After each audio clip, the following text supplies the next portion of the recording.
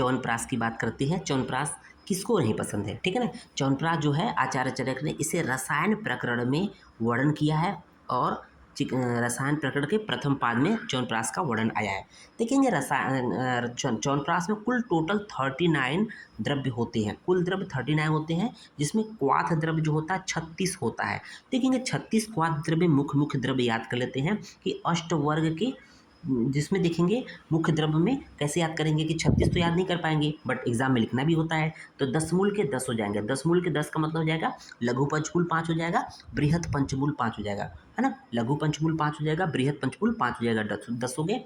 अष्टवर्ग आप लोगों ने अष्टवर्ग पढ़ा होगा, ठीक है। अष्टवर्ग के 5 द्रव्य होते हैं, जिसमें क्या नहीं होता है, क्षीर का कोली, महामेदा और वृद्धि को छोड़कर से सभी 5 अष्टवर्ग के द्रव्य पाए जाते हैं। साथ ही साथ भूमाम्ल की, द्राक्षा, पुष्करमूल, हरित की, गिलोय, पुनर्नवा, चंदन, वाशामूल इत्यादि पाए जाते हैं, जो मुख्य रूप से होते हैं। समस्त 36 क्वाथ द्रव्य, जो भी आप लोगों ने और नाम नहीं लिया है, समस्त 36 क्वाथ द्रव्य प्रत्येक एक एक पल लेकर अर्थात 48 ग्राम लेना चाहिए, उनको यवकुट कर लेना चाहिए और क्वाथ निर्माण कर लेना चाहिए।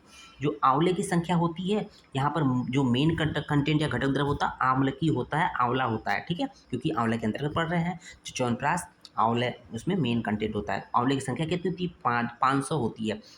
और इस आंवले को किसमें भूनते हैं, आंवले का जो पिष्टी बनाते हैं किसमें भूनते हैं, तेल तथा घृत में भूनते हैं, जो कि प्रत्येक 6 पल होता है।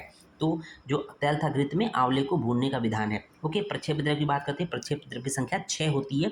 वंशलोचन 4 पल होता है, पिपली 2 पल होता है, और साथ ही साथ नागर, नागकेसर, पत्र, त्वक, एला एक एक पल मिश्रित रूप में सूक्ष्म चूर्ण कर रही, ठीक है। क्वाथ निर्माण के लिए जल का प्रमाण कितना होना चाहिए, जो भी 36 क्वाथ द्रव्य हैं उसके लिए जल कितना लेंगे, 36, इतना प्रमाण दे दिया, इतना होना चाहिए, एक एक पल लेना चाहिए वो क्वाथ द्रव्य को। बट पानी कितना लेना चाहिए उसके लिए, 1 द्रोण अर्थात 13 लीटर पानी आवश्यकता होती है।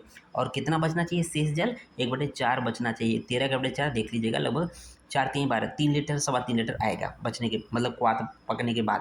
ओके, और फाइटोकेमिकल कंपोजिशन बात करते हैं तो देखेंगे गैलिक एसिड,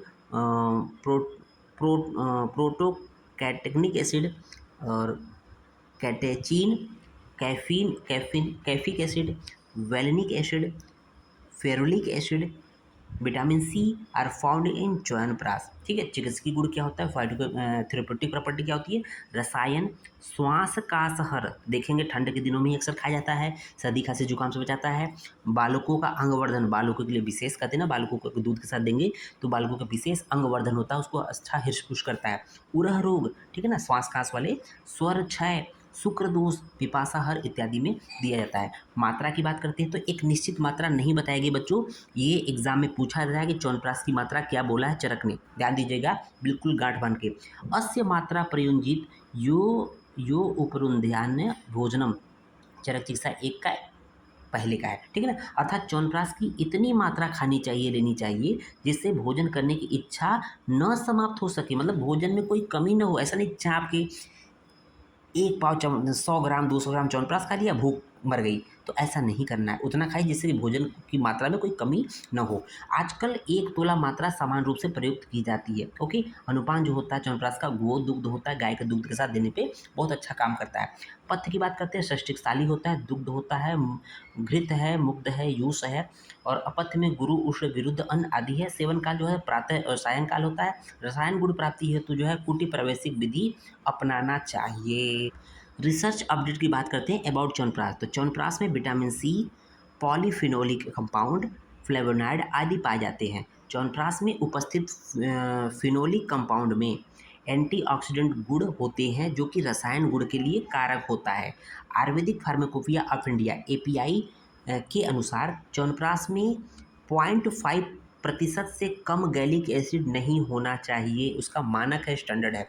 आधुनिक रिसर्च से पता चला है कि च्यवनप्राश में विटामिन, प्रोटीन, फाइबर, कार्बोहाइड्रेट तथा आयरन, जिंक तथा कॉपर पाए जाते हैं।